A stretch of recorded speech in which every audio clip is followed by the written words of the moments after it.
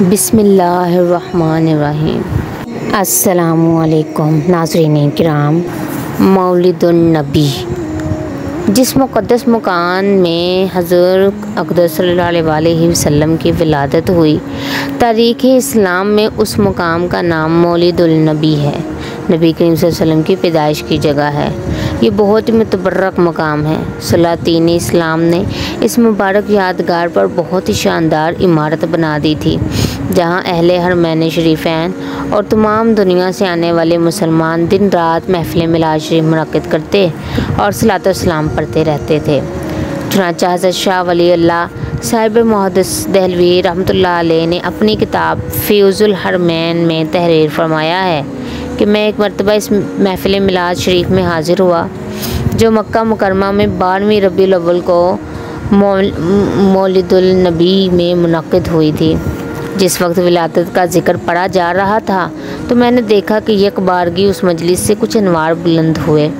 मैंने इन अनवार पर गौर किया तो मालूम हुआ कि वह रहमत इलाही और इन फरिश्तों के अनवार थे, जो ऐसी महफ़िलों में हाजिर हुआ करते हैं।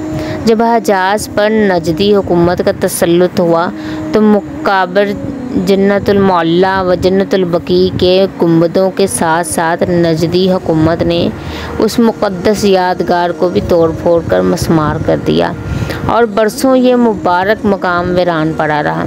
मगर मैं जब जून 1959 में इस मरकज़ खैर व बरकत की ज़ियारत के लिए हाजिर हुआ, तो मैंने इस जगह एक छोटी सी बिल्डिंग देखी जो मुकफ़ल थी, यानी ताला लगा हुआ था। बाज़ अरबों ने बताया कि अब इस बिल्डिंग में एक मुख्तसर सी लाइब्रेरी और एक छोटा सा मकतब है।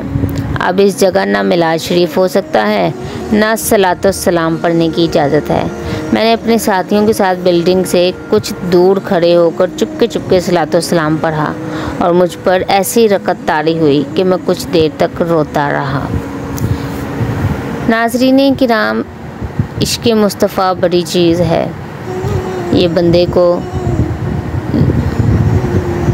को बहुत ऊंचा पहुंचा देती है। कामयाबियाँ उसके कदम चूमती हैं। आपकी इस बारे में क्या राय है? कमेंट बॉक्स में लाज़मी बताइएगा। चैनल को सब्सक्राइब करना ना भूलिएगा।